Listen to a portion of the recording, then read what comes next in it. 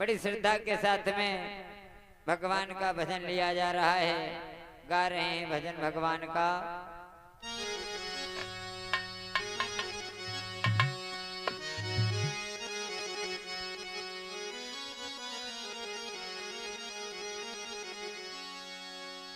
अरे हमें क्या काम दुनिया से, अरे हमें घनश्याम प्यारे।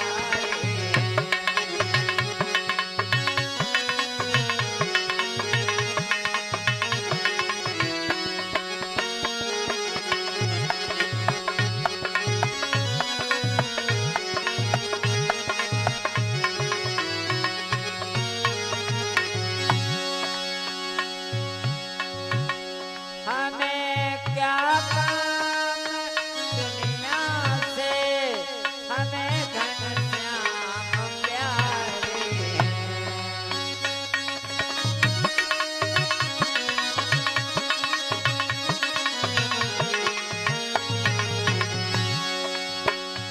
इष्ट वो हैं हमारे तो,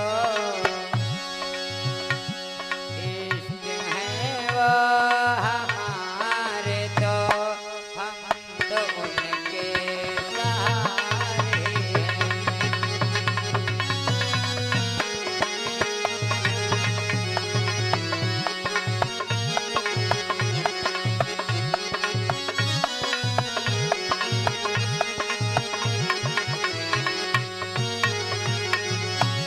हमें क्या काम दुनिया से, हमें क्या काम दुनिया से, हमें घनश्याम प्यारे हैं।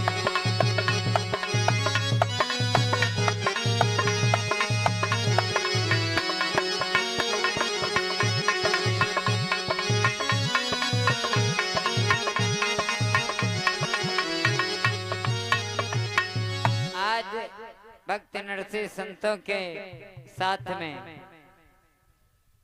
प्रेम के साथ में बैठे हुए भगवान का भजन कर रहे हैं। और बताया गया इधर विक्रम एक दिन इतना परेशान हुआ, मन में विचार करता है हम रात दिन जो है व्यापार करते हैं, पैसा कमाते हैं, और ये उसी पैसा को इन भिखमंगे महात्माओं को ले जा करके खिलाता पिलाता है, और हमारे पैसे से ये सब जो है ऐश कर रहे हैं। अब हमारा इसका एक में धंधा पानी नहीं चलेगा। आज जो विक्रम आया है वहां कहाँ को, जहां पर नरसिंह भक्त जो है हरि भजन में लीन है, पहुंच गया है वहां पर। चारों तरफ घूम करके देख रहा है, कुछ नहीं बोला। वो तो भगवान के भजन में लीन है, मस्त हैं।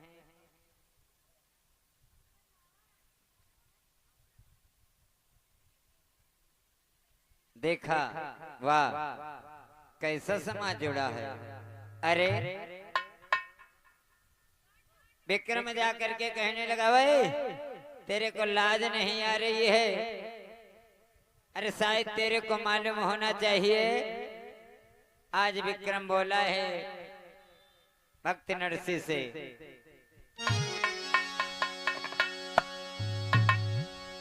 अरे विक्रम बोला है नरसिंह से, अरे तू बैठा बैठा खाता है, अरे घर में हम तो रोजगार करें, तू धेला नहीं कमाता है।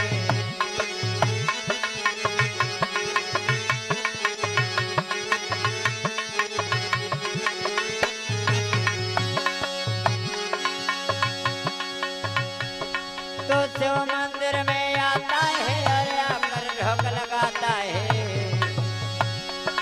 हम वैसे वंश में पैदा है, तो हमको खूब जगाता है।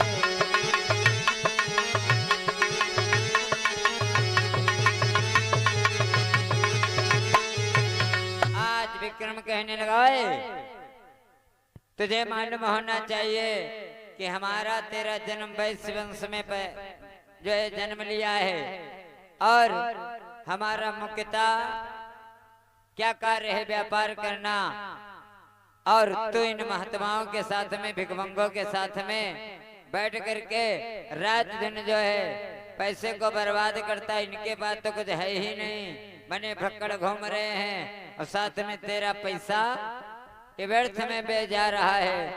तो भक्त नरसिंह जब अपने भाई विक्रम की बात को सुना तो कहने लगे भैया ये मानव देह मिली, हम नहीं कहते कि काम मत करो, काम करना चाहिए क्योंकि कलयुग में काम प्रधान है, कार्य प्रधान है, लेकिन काम के साथ साथ में हरि भजन भी जरूरी है क्योंकि पूर्व जन्म के कर्मों से ये नरदेही प्राणी को परमात्मा जो है देता है। आज भक्त नरसिंह जो कह रहे हैं विक्रम से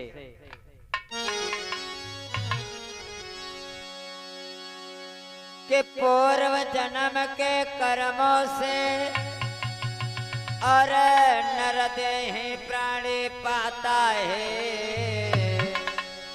अरे वादा करके राम भजन का जीव जगत में आता है।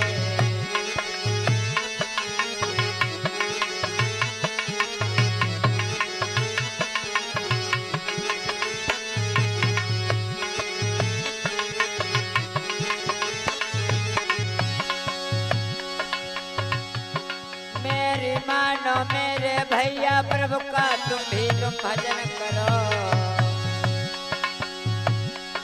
दिन भर भी तुम काम करो, पर शाम का हर का भजन करो।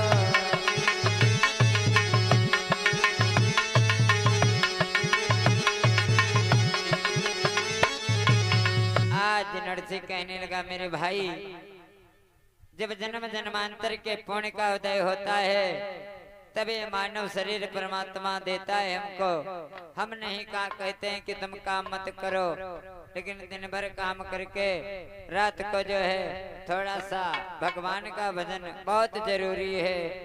और आज नरसिंह से वो कह रहा है विक्रम कि आज से अगर इन भिखमंगों का साथ नहीं तो छोड़ेगा तो हमारा तेरा धंधा एक में नहीं चलेगा, हमारा तेरा बंटवारा हो जाएगा। तो नरसिंह कहते हैं भैया अरे हम आपकी बात से सहमत हैं, लेकिन भगवान का नाम जरूरी है, इसलिए प्रत्येक जीव को प्रत्येक प्राणी को भगवान का भजन करना अति आवश्यक है। और बताया गया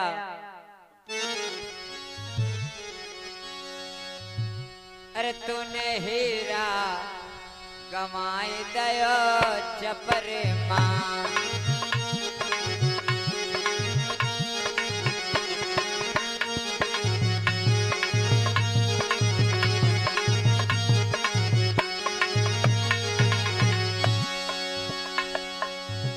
चपरे माँ भैया अरे चौड़े माँ तूने हीरा गमाई दयो चपरे माँ तूने हीरा गमाई दयो।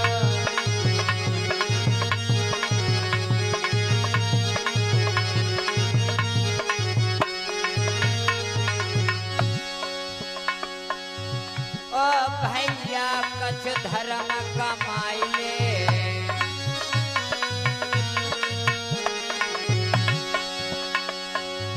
तो बे प्रेम स्नेह लगाई ले।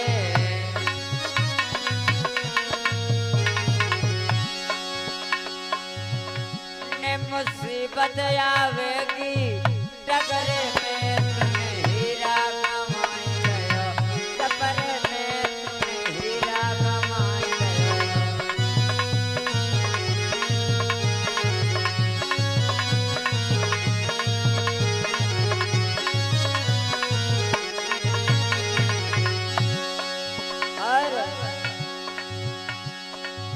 ओ गिरीश तूने ये कना मानी गाय के कमाई गई सारी जिंदगानी।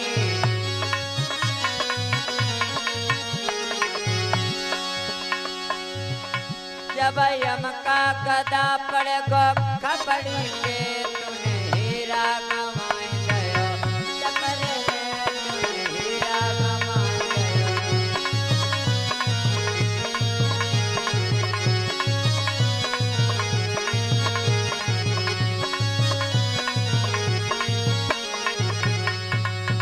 आज विक्रम कहने लगा, भाई मूर्ख, ये तेरे उपदेश सुनने के लिए मैं आया हूँ तेरे पास में।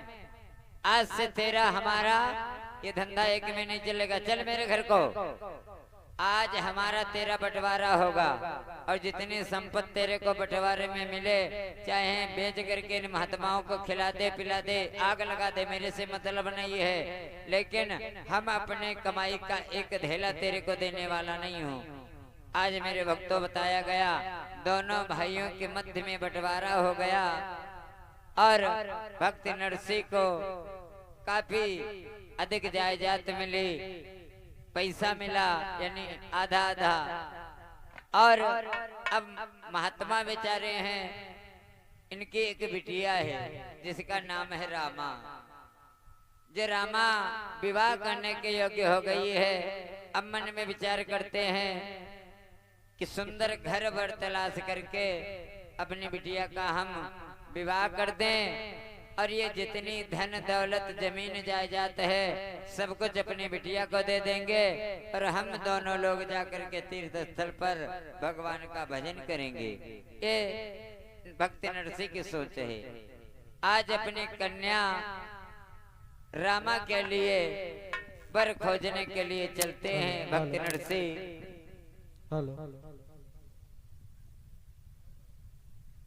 इधर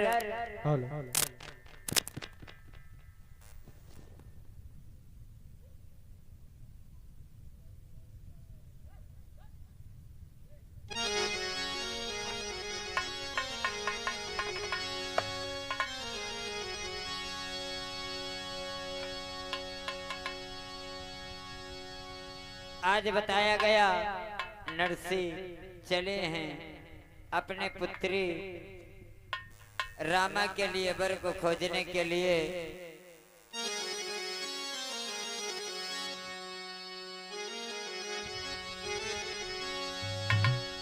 कि आरे नाई पालक देर रेला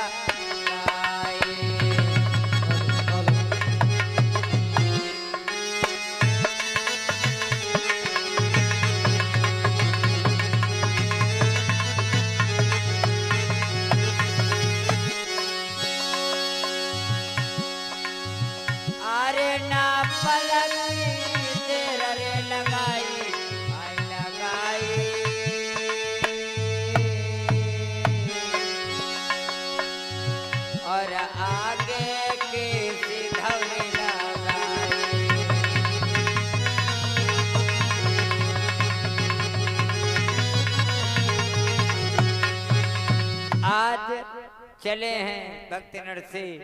इधर क्या होता है कि मालूम पड़ा एक मनसा सेठ बड़े धनी व्यक्ति हैं, उनकी इकलौती संतान है। और पता लगाते हुए भक्त नरसिंह कहाँ गए हैं, मनसा सेठ के वहां। और मनसा सेठ अपने दरबार में नौकरों के साथ में बैठा हुआ अपनी बही खाता को देख रहा है, किसके ऊपर कितना ब्याज है, कितना कर्जा लिया है, कितना मूलधन है, कितना दिया गया है। साथ में मुनीम भी है। और मनसा सेठ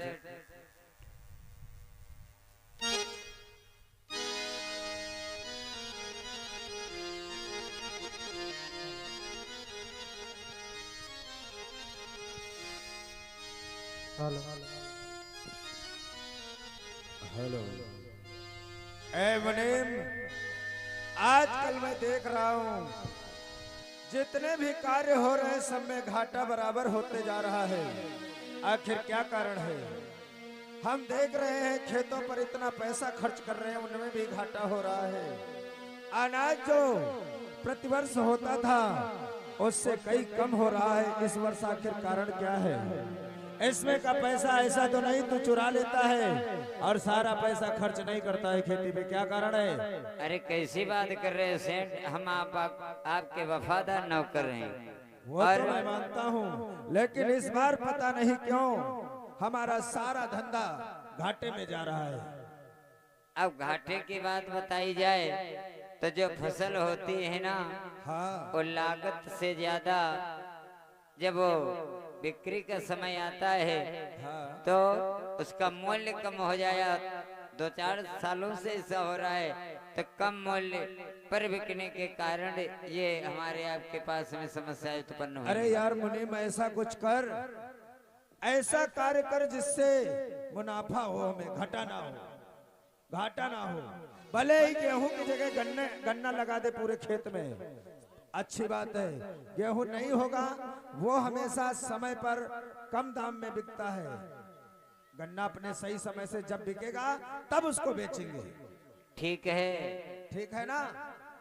तब तक भक्त नरसिंह आज मनसा सेठ के द्वारे पर पहुंच गए। आवाज लगाते हैं, अरे भैया कोई है अंदर? ते मनसा सेठ को आवाज सुनाई पड़ी। देख, मुझे लग रहा है कोई भिखारी आए हुए हैं, उनको भगाओ वहां से। वैसे भी खाटे में दिमाग काम नहीं कर रहा है और ये लोग आ जाते हैं दिमाग सही करने के लिए। तुमको इतनी अकल नहीं कि संत में कैसा बर्ताव करना चाहिए? तो मुनीम कहने लगा, बाबा जाओ, यहाँ पर कोई चंदा वंदा मिलने वाला नहीं हो। सोच रहे हो कि फला जगह यज्ञ करने जा रहे हैं, भागवत होने जा रही है, तो सेठ जी तुमको कुछ अनुदान दे देंगे, तो ये आपका भ्रम है। ये अगर सोच करके आए हो तो जिस रास्ते से आए उसी रास्ते से चले जाओ। तो भक्त नरसिंह कहने लगे, भैया हमें इस उद्देश्य से आपके पास में नहीं आए हैं, ये बताओ आपके सेठ जी हैं कि नहीं हैं? तो कहता है, जरा देख करके आता हूँ। तो जाओ। अब मुनीम वहां से गया है और मनसा सेठ के पास में पहुंचा, कहने लगा, सेठ जी 2 बाबा लोग आए हैं, 2 बाबा लोग आए हैं द्वारे पर, आपको पूछ रहे हैं। बाबा लोग आए हैं? हाँ। जा उनसे बता दे कि सेठ जी घर पे नहीं है, जा बता दे, चंदे के हिसाब में आएंगे। अरे सुनो मेरी बात, अरे हम चंदा मांगने के लिए नहीं आए हैं, हमारे पास इतनी दौलत है, हम तुमको और तुम्हारे सेठ जी को दोनों को खरीद लेंगे। समझ गए ना? अरे हम तो इसलिए आए थे, तुमको अतिथि सत्कार करना नहीं मालूम है, और तुम्हें संतों का आदर कैसे करना चाहिए ये नहीं मालूम है, कैसे किससे बात करनी चाहिए ये नहीं मालूम है। अरे हम तो ये नाम सुन करके आए थे कि मनसा सेठ का एक पुत्र है, जिसके लिए मैं अपनी बेटी का विवाह उसके साथ में करने के लिए आया था, और तुम लोग मेरे साथ में इस प्रकार से बर्ताव कर रहे हो। अरे अपार दौलत है, कम से कम 50 एकड़ जमीन होगी, 20 लाख रुपए का कैश होगा। अब जब मुनि में सुना तो चुपके से दौड़ करके आया, सेठ जी के कोने में बताने लगा सारी बातें। क्या है मुनि? अरे सेठ जी वो कह रहे हैं कोई ऐसे ऐसे बाबा नहीं, बहुत पहुंचा हुआ बाबा है। कहता है कम से कम 50 एकड़ जमीन है, वो भी दहेज में मिलेगी, 20 लाख रुपए कैसे वो भी मिलेगा, यानी जितनी चल अचल संपत्ति है सब कुछ। मुनीम, मुझे लग रहा है हमारा घाटा पूरा हो जाएगा।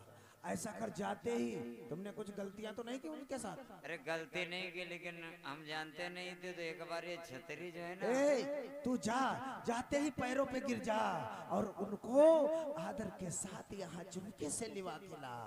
जा, मेरा घाटा पूरा। अब देखिए इतना लोभी है मनसा सेठ, जैसे पैसे का लालच उसने सुना, बड़ा प्रेम पूर्वक, आओ बाबा जी, आदर सत्कार के साथ में लेकर के आया है। आइए संत जी, आइए आइए संत जी, कैसे आगमन हो गया आपका? भैया सेठ जी, सुंदर पलंग बिछाओ। ना ना ना, हम संत लोग हैं, हम केवल पृथ्वी पर बैठते हैं और चारपाई पे नहीं बैठते हैं। बड़ी सुंदर बात है, आप जैसे संत हमारे घर में पधारे। मुझे ओए चुप, बैठ जाइए, बैठ जाइए। ए मुने, अंदर जा, सुंदर नींबू का शरबत बनवा के ला, गर्मी ज्यादा है। आज मनसा सेठ कहते हैं, अरे आओ बैठो आसन पे,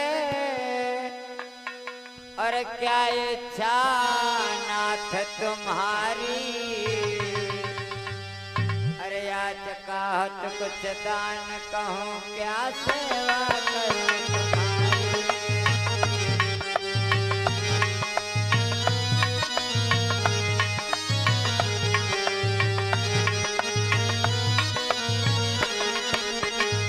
क्योंकि संत शिरोमणि द्वार द्वार पर कभी किसी के न जाते, होती है शुभ घड़ी संत के दर्शन तब हो पाते।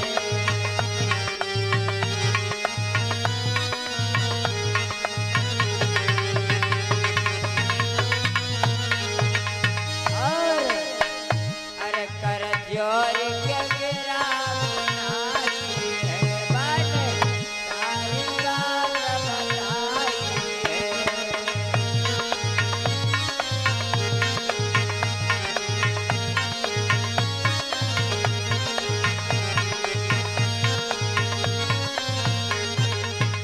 आज मनसा सेठ बड़े आदर और सत्कार के साथ में उन महात्माओं को काहे के लिए बैठाया, वैसे तो भगा देता। अहो भाग्य, आप जैसे संत हमारे यहाँ पधारे, हमारे कुटिया के तो भाग्य जग गए। अरे मुनीम, अरे भैया जी, सेठाइन से बोल सुंदर चाय बना के लाए। सेठाइन चाय बना दो। अरे भैया जी, हम चाय वाय नहीं पियेंगे, पहले जो बात करने के लिए आए उस मुद्दे पर बात होनी चाहिए। ऐसे भी कौन कह रहा चाय बनाने के लिए, हम ऐसे कह रहे थे। मन मन मन का मन, ठीक है बोल दे। ऐसा है, बोल दे मैंने सुना है सेठ जी जी जी जी कि आपके एक पुत्र है। हाँ, मेरा पुत्र है, लाखों में एक है, करोड़ों में एक है। मेरा पुत्र तो है। इसलिए हम आपके पुत्र के साथ में अपनी बेटी रामा का विवाह के प्रस्ताव लेकर के आए हैं। अति उत्तम विचार है आपका। और मैंने ये विचार किया है कि मैं अपने भाई के बंटवारे में अपार धन दौलत पाया है और दहेज में सर्वस्व जमीन जायदाद अनुकूल मिलाकर चल चल संपत्ति जो कुछ है सर्वस्व जो मैं अपनी बेटी को दहेज में दे दूंगा और मैं तीर्थ यात्रा के लिए चला जाऊंगा। ये मेरा सपना है।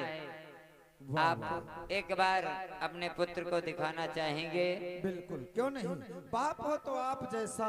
अरे मुनीम, और ये सादर 51 मुद्राओं का दान हमारे सुखवासी भैया जी जो परिचित हैं उनकी तरफ से दान हुआ है। भगवान सुखी संपन्न बनाए रखें। मुनीम देख बेटा, थोड़ा मेरा जानता तो है ही उसमें क्या कमियां हैं। नालायक, ऐसे चलेगा तो जान जाएंगे, शादी नहीं करेंगे। थोड़ा आराम से धीरे धीरे लेकर आना ताकि पता ना मनसा सेठ का जो पुत्र है वो थोड़ा ढपक करके चलता है, तो कहता है उससे कह देना कि आराम से आवे ताकि महात्मा लोग जान न पावे। हो सके तो सेठाइन को बोलना बेटे को आराम से लेकर आए।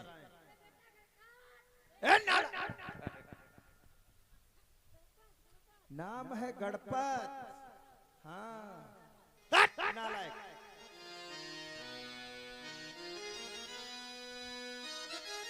सेठाइन, अरे बेटे को लेकर आओ, गणपत राय को साथ में लेकर आराम से आहा, देखिए देखिए ऋषि, आहा क्या मेरा बेटा है, लाखों में एक है। आहा, नजर ना लगे लाल मेरा। सुबह सुबह उठता है, कम से कम 5-7 किलोमीटर रेस करता है, उसके बाद जिम सेंटर जाता है। देखिए ना, लाल है मेरा। वाह, नाम है गणपत। अरे अभी तो चलकर आया है, वैसे भी बच्चा आराम कर रहा था। क्यों बेटा गणपत, आराम कर रहे थे ना? हाँ, आप लोग आ गए, भी आराम कर रहा था बच्चा मेरा। सेठ जी ये थोड़ा चल करके दिखाएगा क्या बेटा गणपत? नहीं नहीं नहीं नहीं नहीं ईश्वर, ऐसा कुछ नहीं है। लड़का देखिए बिल्कुल साफ सुंदर है, कोई दिक्कत नहीं है। नहीं, हमने सुना है आप ही के यहाँ का कोई खूबिया मेरे को बताया कि आपके पुत्र में थोड़ा कुछ जो है पैर में उसके। मेरे यहाँ का खुफिया कौन हो सकता है? ये मुनीम तो नहीं है? वही होगा। और ए मुनीम, इधर आ। यहाँ तुमने किसी संत के कान में गुसर गुसर तो नहीं किया है? तो उन्हें कैसे पता चला? कैसे पता चला? नालायक। अरे सेठ जी, हमारे मुख से निकल गया कि उसका पाँव एक कमजोर है। मुंह से निकल गया नालायक, मुंह से निकल गया। सही, उनसे बोल मैं मजाक कर रहा था, आराम से धीरे धीरे।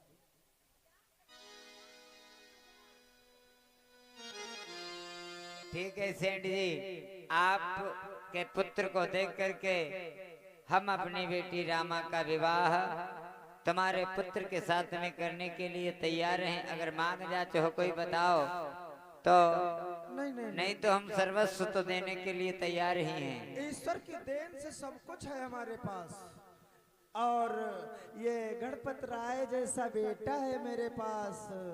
यही तो हमारे ईद का चांद है। मैं इसको ही देखकर जीवन काट लूंगा। आप मुनिवर क्या देना चाहेंगे?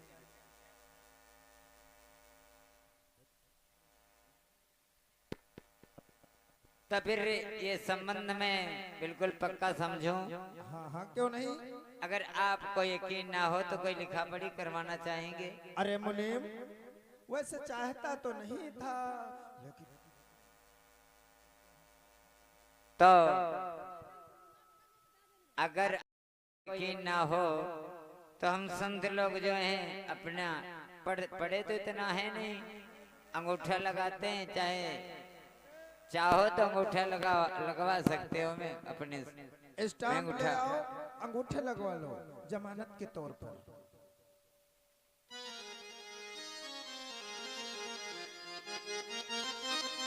क्या कर रहा है तू? अंगूठा लगवा। अरे न... मैं जो बता रहा हूँ वो कर पहले, नहीं तो कहीं बदल जाएंगे लोग।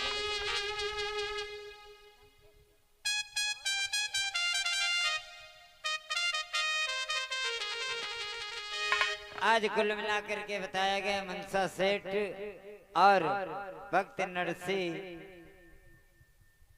के पुत्र जो है समझ में आ गया। तो भक्त नरसिंह ने मनसा सेठ के पुत्र के साथ में अपनी बिटिया रामा का विवाह तय कर दिया है। अब लग्न पत्रिका इत्यादि सब कुछ बनाई गई। वो शुभ दिन आया है। आज नरसिंह तो चले जाते हैं, कहते हैं हमको भी तैयारी करनी है अपने बिटिया का विवाह करने के लिए।